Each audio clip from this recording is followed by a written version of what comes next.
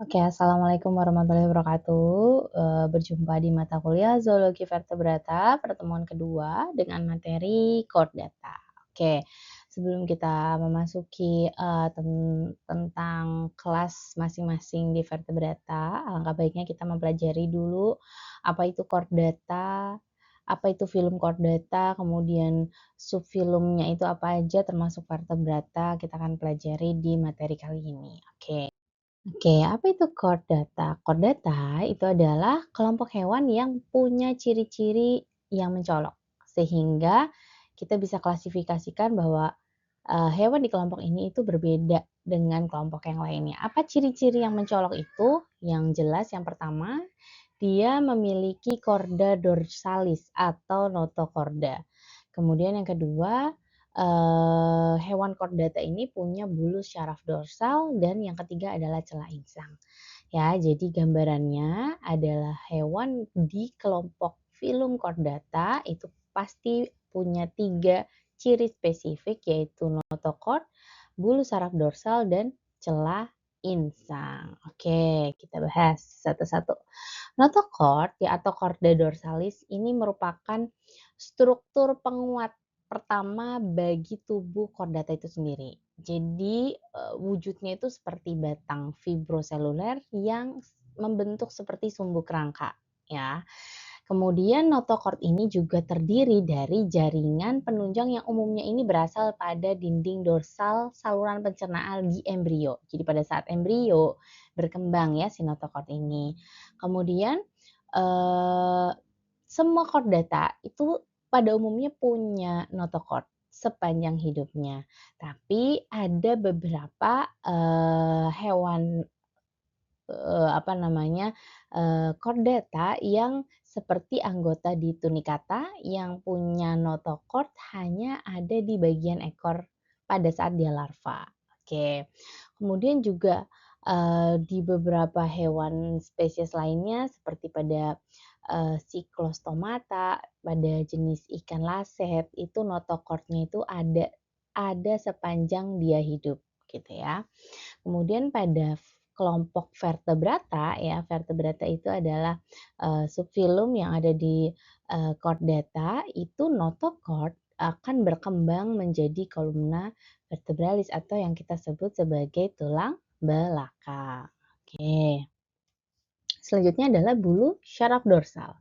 Nah, pada chordata ya, sistem syaraf pusatnya itu berupa bulu saraf dorsal yang terletak di atas notochord persis ya. Notochord tadi kan memanjang ya, sedangkan, bulu saraf dorsal itu terletak di atas notochord ya.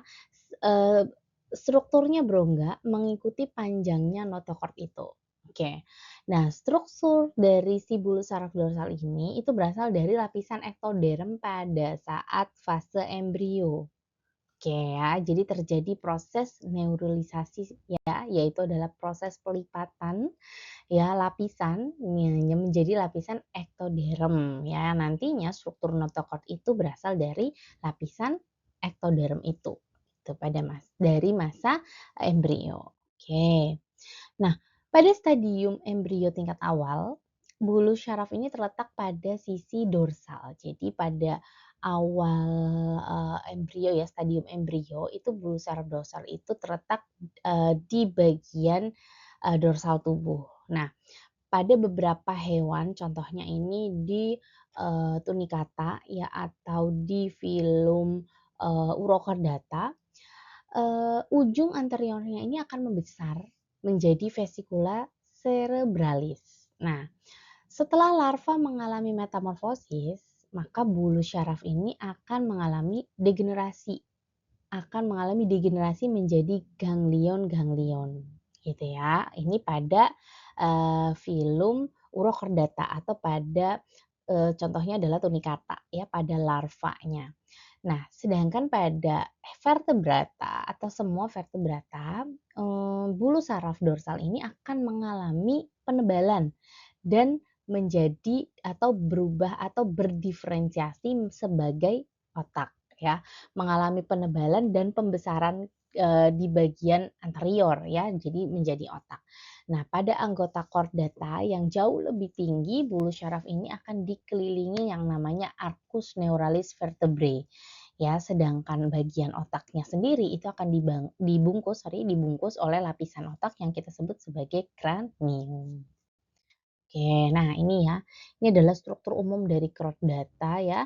Ini tampak sisi lateral, kemudian yang di bawah ini sayatan secara melintang. Jadi kelihatan notochordnya di mana, kemudian bulu syaraf dorsal ya, ini seperti ini. Ini celah faring. Oke, kita lanjut. Nah, celah insang. Celah insang di sini merupakan penghubung antara bagian paringeal saluran pencernaan ke bagian eksterior. Jadi, di sini akan mulai berkembang pada fase embrio ya, di sisi lateral ya menjadi paring di embrio ya, faring kita sebutnya. Pada awalnya masing-masing celah ini akan membentuk kantong-kantong endoderm di daerah faring tersebut, tapi nanti akan pecah dengan sendirinya dan mengalami akan menjadi sebuah celah-celah yang kita sebut sebagai celah insang. Oke, pada chordata yang akuatik yang hidupnya di air ya, celah insang ini akan terus ada sampai dia dewasa. Oke, dan kemudian nanti akan terbentuk filamen di bagian dinding celah yang fungsinya adalah untuk organ respirasi yang kita sebut sebagai insang. Nah, sedangkan pada amfibi itu setelah metamorfosis itu insang akan menghilang, akan regenerasi ya. Sedangkan pada reptil, burung, mamalia, celah insang itu hanya ada pada fase embrio. Gitu ya, teman-teman. Oke, nah selanjutnya adalah ciri yang selanjutnya selain 3 ciri karakteristik yang khusus di chordata itu ada juga kelenjar subparingeal. Yaitu apa? Di sini adalah kelenjar yang letaknya ada di bagian ventral faring. Pada chordata tingkat rendah, kelenjar ini kita sebut sebagai endostyle. Sedangkan pada vertebrata ya bentuknya hampir sama tapi kegunaannya itu berbeda ya seperti kelenjar tiroid. Oke. Nah, ciri-ciri chordata yang lainnya ada banyak ya, selain dari 3 ditambah 1 tadi, kemudian ada juga yang terdapat panjangan bagian tubuh di akhir, di bagian belakang atau di bagian ujung saluran pencernaan yang kemudian membentuk ekor, kemudian juga ada hati yang terletaknya di ventral saluran pencernaan, ada ginjal juga di bagian dorsal saluran pencernaan, jantung, letak jantung, kemudian ada kerangka internal yang juga bisa mendukung dan melindungi bagian-bagian tubuh, dan juga chordata cenderung mempunyai organ-organ, yang, bisa yang terkonsentrasi di kepala ya, yang kita sebut sebagai sepalisasi. Oke. Nah, ciri-ciri yang lainnya dari chordata, tapi dimiliki oleh kelompok lainnya. Jadi, ciri-ciri ini punya punya chordata, tapi juga ada di kelompok yang lainnya atau di film yang lainnya mungkin ya, gitu. Seperti badan chordata ya, badan chordata sifatnya simetris bilateral, bagian kanan dan kiri tubuh sama, kemudian ada pengulangan serial beberapa struktur sel-sel syaraf, pembuluh darah, otot, dan bagian tubuh tertentu, kemudian memperjelas segmentasi atau metamerisme. Semua chordata umumnya mempunyai rongga badan sejati atau kolom. Oke, namun ada yang unik di sini ya, di salah satu, subfilum chordata yaitu subfilum Urochordata, yang mana di sini mereka ini tidak terjadi sepalisasi ya, tidak membesar di bagian anterior, juga tidak simetris bilateral dan tidak motilitas. Nah, karena apa? Karena pada saat fase dewasa, Urochordata ini sudah tidak motil lagi, karena biasanya mereka akan menetap di substrat tertentu dan juga mereka tidak memiliki kepala. Cara kerja jantungnya juga berbeda dari, subfilum yang lainnya yang ada di chordata. Jadi jantung di urochordata ini bekerja memompa darah dalam satu arah, ya, dalam satu arah pada satu waktu. Kemudian memompa darah dengan arah sebaliknya di waktu yang lainnya, gitu ya. Nah, ciri-ciri lain yang tidak dimiliki oleh urochordata dewasa adalah ekornya akan menghilang atau berdiferensiasi dan akan mengalami metamerisme. Oke ya, ini contoh gambarnya atau spesiesnya dari subfilum Urochordata. Nanti kita akan jelaskan setelah ini ya, kita bahas satu-satu per subfilumnya. Oke. Nah, ini adalah klasifikasi dari chordata. Tadi yang sudah Ibu sebutkan bahwa di filum chordata itu dibagi menjadi 3 atau terdiri dari 3 subfilum, yaitu Urochordata, Cephalochordata, dan Vertebrata. Oke, kenapa kok kita harus mempelajari juga bukan kita zoologi vertebrata. Kita harus tahu dulu ya bahwa vertebrata itu dikelompokkan atau digolongkan ke dalam filum chordata itu kenapa? Dan teman-temannya seperti Urochordata, Cephalochordata itu juga kita harus mengenal gitu ya, teman-teman. Nah, nah selain 3 subfilum tadi, sebenarnya ada satu subfilum lagi. Ya, ada satu subfilum lain yang terkadang itu dimasukkan ke dalam subfilum atau sorry, dimasukkan kepada filum chordata, yaitu adalah Hemichordata. Oke, Hemichordata ini adalah kelompok hewan yang berbentuk seperti cacing yang memiliki beberapa celah insang yang berpasangan. Jadi dia punya celah insang ya. Kan ciri-ciri chordata kan dia punya celah insang. Jaringan syaraf terletak di bagian dorsal dan ventral dan punya struktur notochord yang pendek. Ya, dia punya notochord juga. Oke, yang apa? Yang notochord ini terletak di bagian anterior tubuh dekat dengan mulut yang disebut sebagai stomochorda. Karena apa? Ternyata dia hanya punya apa? Tadi notochord dan juga celah insang. Tapi di hemichordata ini itu tidak memiliki sistem syaraf dorsal ya dan struktur dari stomochordanya atau dari notochordanya itu jauh lebih sederhana gitu ya, jauh lebih sederhana. Maka dari itu untuk kelompok hemichordata ini dimasukkan sebagai filum tersendiri di luar filum chordata. Jadi tidak dimasukkan ke dalam filum chordata. Jadi mereka berpisah dengan chordata karena apa tadi ya? Sebenarnya dia punya celah faring. Notochordnya punya, tapi dia tidak punya sistem saraf dorsal dan notochordnya pun itu jauh lebih sederhana atau stomochordanya itu jauh sangat lebih sederhana dibandingkan dengan notochord. Makanya itu kelompok ini atau kelompok dari hemichordata ini tidak dimasukkan ke dalam subfilum chordata. Oke ya, nanti kalau misalnya kalian membaca klasifikasi terus ada hemichordata, itu kenapa kok nggak dimasukkan ke dalam subfilum chordata? Kenapa hanya ada 3? Ada Urochordata, Cephalochordata, dan Vertebrata. Kenapa hemichordata tidak? Gitu, karena alasannya seperti ini ya, gitu teman-teman. Nah, oke, ini gambaran dari apa namanya Urochordata ya, yang bagian A. Kemudian ada Cephalochordata dan Vertebrata. Oke, kita bahas satu-satu. Untuk Urochordata dulu. Urochordata. Urochordata itu berasal dari atau kita sebut Urochordata itu karena letak notochordnya itu ada di bagian ekor. Oke ya. Uro itu ekor, aura itu dari bahasa Yunani artinya ekor. Karena notochordnya ada di bagian ekor, maka disebut Urochordata. Nah, Urochordata ini umumnya ada di daerah perairan, di lautan, di pantai ya, pokoknya pantai, perairan, samudra dan lain-lain. Dan jumlah spesiesnya pun sangat banyak, sekitar 2000 spesies dan semuanya itu kecuali sekitar 100 spesies yang ketika dia dewasa maka dia akan melekatkan diri di substrat ya ataupun membentuk koloni. Nah, hewan yang dewasa berbentuk itu menyerupai kotak ya, seperti tas atau seperti batang. Nah, unik kan ya, jadi unik ya di subfilum Urochordata ini. Kemudian juga di subfilum Urochordata ini ya, hewan yang termasuk kelompok ini itu tubuhnya terbungkus oleh satu lapisan. yaitu adalah lapisan tunik. Makanya subfilum urochordata itu juga sering disebut sebagai tunicata. Oke ya, itu ya. Nah, tunicata itu terdiri atau strukturnya itu seperti tong, seperti tas, ya, membentuk bagian paringeal yang digunakan untuk menyaring makanan ya dari partikel makanan dari laut gitu. Nah, gambarannya seperti ini teman-teman.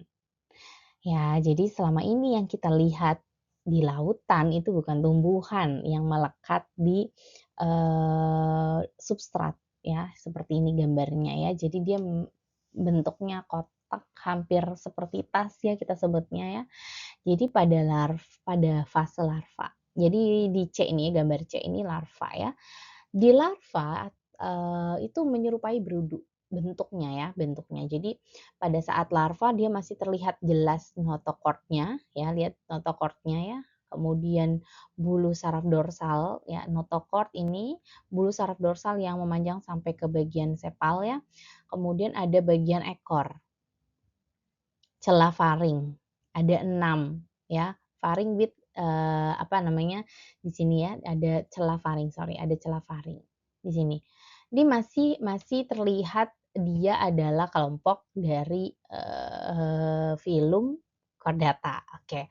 Nah, setelah kemudian larva ini mengalami metamorfosis menjadi dewasa ya, menjadi hewan yang sudah dewasa, maka kemudian dia akan melekatkan diri atau mencari tempat atau mencari substrat untuk bisa melekatkan diri dan juga mengalami metamorfosis selanjutnya. Di mana nantinya akan terbentuk kantong-kantong besar. Ya, dan saat itulah, nah ketika terbentuk kantong-kantong besar ini ya, maka secara langsung ya, bulu sarafnya juga akan terabsorpsi, ekor dan juga otot ya, bagian otot atau muscle segmennya juga akan hilang, gitu ya. Jadi ketika tunicata ini itu terlihat atau, ciri chordatanya itu kelihatan pada saat dia larva. Tapi ketika dia sudah dewasa, dia sudah melekat ke substrat, sudah bermetamorfosis, maka bulu saraf ekor, dan juga ototnya itu sudah terabsorpsi atau sudah menghilang gitu ya. Contohnya seperti hewan, Siona, Hermethnia, Salpa, kemudian Doliolum. Oke, nah ini ya fase larvanya tadi yang seperti Ibu ceritakan. Ini larva ya. Nah, ini bentuknya seperti ini. Oke, kita lanjut. Oke, masih mana ya? Oke, ini ya contohnya. Siona, ada Hermania, Salpa ya. Oke. Nah, ini kalau kita lihat gambar realnya teman-teman. Mungkin yang kalian lihat kayaknya itu terumbu karang Bu atau nah ini nih, ini adalah hewan teman-teman. Jadi bukan tumbuhan ya. Oke. Nah, subfilum selanjutnya adalah Cephalochordata. Nah, Cephalochordata ini adalah kelompok yang terdiri dari 22 spesies. Ukurannya kecil ya dan hampir mirip dengan ikan ya dan merupakan hewan yang hidupnya di laut. Panjang tubuhnya itu kurang dari 5 cm. Kecil ya, tapi mirip sama ikan, tapi bukan ikan. Gitu ya. Nah, notochorda ini pada subfilum Cephalochordata itu akan mengalami perpanjangan sampai ke kepala. Jadi notochordnya itu akan memanjang sampai anterior, sampai kepala. Di mana fungsinya sebagai adaptasi dari si hewan tersebut. Ya untuk apa?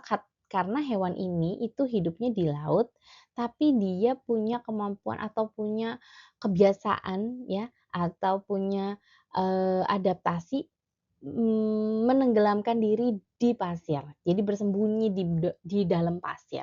Nah, karena itu ketika notochordnya itu memanjang sampai bagian kepala kan otomatis, dia punya apa ya, punya kemampuan untuk apa ya, karena notochord kan keras ya, jadi dia tidak lembek gitu ya, jadi langsung bisa untuk menggali pasir gitu fungsinya. Nah, habitatnya ada di pantai, ada di perairan dangkal maupun hangat gitu dan mereka ini akan menghabiskan waktu untuk berendam. dalam pasir tadi yang Ibu ceritakan secara vertikal, makanya butuh notochord yang memanjang sampai kepala gitu ya. Dan umumnya dia akan menyembulkan hanya ujung anteriornya aja gitu. Nah, anggota subfilum ini memiliki tubuh seperti tombak, pipih, kemudian langsing, bilateral, ujungnya itu runcing tanpa kelihatan seperti ada kepalanya. Jadi nggak kelihatannya tuh kayak nggak ada kepalanya gitu. Panjangnya sekitar 50 sampai 75 milimeter atau kurang dari 5 senti tadi ya. Notochord dan buluh sarafnya membujur di sepanjang tubuh dan tetap ada selama hidupnya. Nah, ini yang menarik pada Cephalochordata bahwa notochord dan buluh sarafnya itu akan tetap ada dari fase atau sepanjang hidupnya. Nah, beda dengan yang Urochordata tadi ya, betul ya? Dan mulutnya itu terletak di bagian ventral, di ujung anterior, ya, yang kemudian dikelilingi oleh siklus bukalis yang merupakan lubang bulat yang disebut velum. Dan di situ ada tentakel atau sungut yang fungsinya adalah untuk menyaring partikel-partikel besar. Jadi makanan dia ya, seperti itu. Di bagian lateral, di samping itu ada faring ya, celah-celah insang yang juga ada di sepanjang hidupnya. Jadi tidak hanya notochord dan bulu saraf, tapi faring juga akan ada di sepanjang hidupnya. Jadi 3 karakteristik utama dari chordata yang dimiliki di subfilum ini itu ada di sepanjang hidupnya. Oke. Nah, ini contoh gambarnya. Ya, spesiesnya contohnya adalah Ampios. Ya, seperti ini gambarnya kita lihat. Nah, dia berbentuk pipi, biasanya menenggelamkan tubuhnya di pasir ya, atau batuan-batuan kecil dan dia hanya memperlihatkan sedikit bagian atas ya, bagian mulutnya ke ini. Oke, ya kita bisa lihat strukturnya. Notochordnya akan memanjang dari bagian kepala sampai anus, ya sampai ekor bahkan, kemudian bulu saraf dorsal dan ada eh, apa namanya eh, celah insangnya. Oke. Nah, contohnya adalah ikan lanset atau Amphiosus. Nah, kemudian lanset ini ukurannya kan sangat kecil ya. Sistem penyaringan makanannya ini mirip dengan Urokodata sebenarnya gitu, tetapi detail perkembangannya itu berbeda. Bagaimana caranya makanan itu bisa masuk ke lanset ini, bisa masuk ke Amphiosus atau ke ikan lanset ini? Yang pertama adalah partikel makanan ini akan masuk ke atau lewat mulut bersama dengan air laut ya, dari arus air laut kemudian kan mulutnya di bagian atas ya, jadi langsung bisa masuk ke dalam mulut ya, kemudian disaring oleh faring yang kemudian akan masuk ke atrium dan keluar lewat atriopor. Nah, partikel makanan tadi itu kemudian akan diaglutinasi oleh sekresi mukoid dari endostel dan serabut-serabut makanan ini akan dibawa secara dorsal di atas faring oleh silia. Nah, gumpalannya yang akan menjadi gumpalan kan karena sudah disekresi oleh mukoid, kemudian dia akan menjadi gumpalan yang selanjutnya akan masuk ke usus dan kemudian dilakukan proses pencernaan. Oke. Nah, di Cephalochordata juga punya keunikan karena ada beberapa bagian organ yang tidak asimetris gitu ya, seperti ototnya, kemudian celah paringeal, gonad ya, dan lain sebagainya gitu. Oke, selanjutnya adalah yang ketiga, subfilum vertebrata. Di mana tadi Urochordata itu ciri khas chordatanya hanya ada pada fase larva.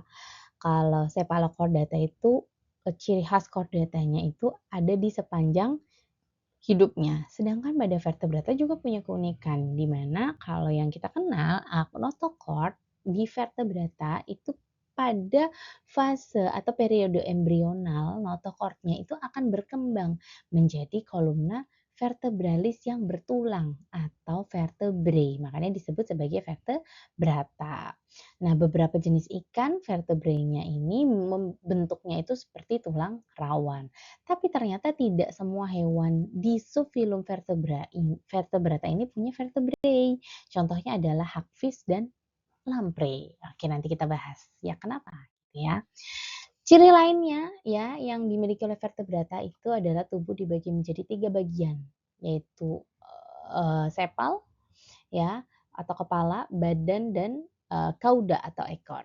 Kepala ya di dalam kepala itu ada rangka kranium yang di dalamnya ada otak.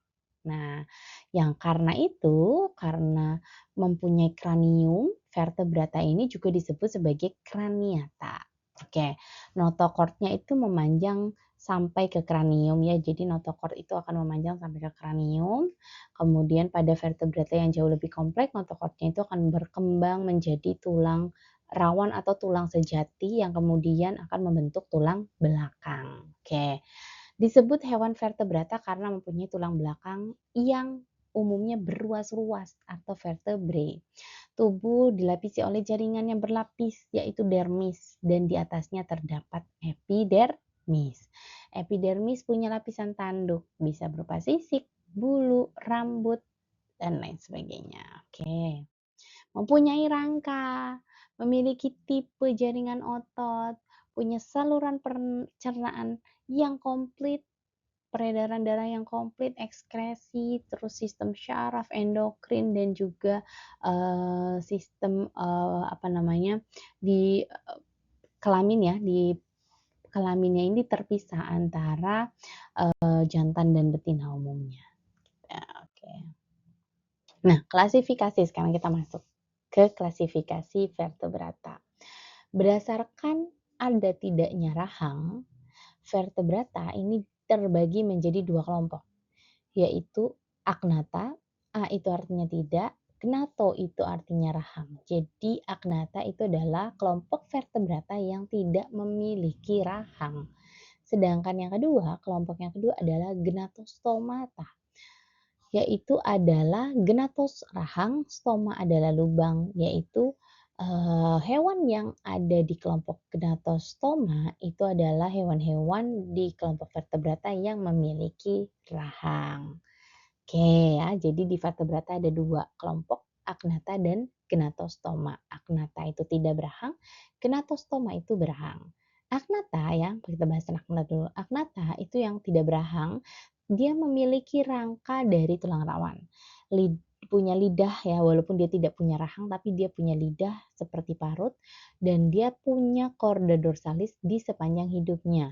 Hidupnya di air laut, tawar, dan tidak memiliki anggota badan yang berpasangan. Oke, contohnya adalah miksin.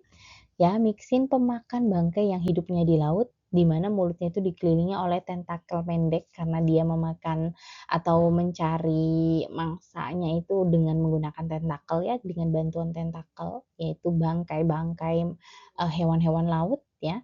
Kemudian ada petromyzon atau lamprey ya, di mana ini berkembang biaknya di air tawar dan sifatnya parasit ya, menghisap darah dari inang. Seperti apa spesiesnya?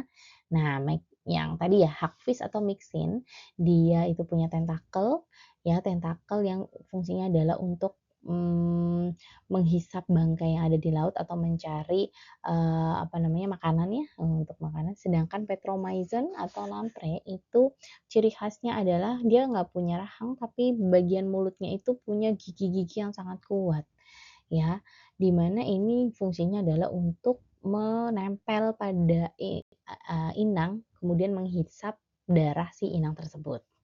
Oke. Nah, ini gambarnya kalau kita lihat secara real ya, teman-teman. Ini termasuk vertebrata dan ini mereka hidupnya adalah di laut. Oke. Kemudian selanjutnya adalah gnatostoma, yaitu adalah kelompok dari vertebrata yang memiliki rahang. Tadi agnata tidak punya rahang, sedangkan gnatostoma itu dia punya rahang. Nah, pada sebagian hewan dewasa di spesies besar, notochordnya itu sebagian atau seluruhnya akan digantikan dengan vertebrae ya, memiliki anggota badan yang berpasangan. Nah, berdasarkan bentuk alat geraknya, gnatostoma ini dikelompokkan menjadi dua kelompok besar, yaitu adalah Pisces dan Tetrapoda. Oke, jadi awalnya Pisces itu dari sini, gnatostoma, karena apa? Vertebrata yang punya rahang. Oke. Ini ya, kalau kita lihat secara garis evolusi ya, evolusioner ya, filum chordata itu ada sefilum Orochordata, Cephalochordata dan Vertebrata. Ya, nanti di sini itu ada Pisces, kemudian ada ini ya, sorry, ini tadi kelas Agnata ya. Nah, Agnata, kemudian di sini itu ada Gnatostoma ya, yaitu Chondrocitias, Osteichthyes itu Pisces ya, amfibi, reptil, aves, dan lain sebagainya. Oke, nah ini ada diskusi sedikit ya dari apa yang tadi Ibu sudah jelaskan, silakan dijawab ya, boleh dijawab, nanti kalian bisa di komen ya setelah kalian sudah mengirimkan link, kemudian di bawahnya silahkan kalian jawab diskusi ini. Gitu ya teman-teman. Oke baik, mungkin itu aja materi yang Ibu sampaikan. Terima kasih sudah menyimak. Wabillahi taufiq wa hidayah. Wassalamualaikum warahmatullahi wabarakatuh. Thank you semuanya.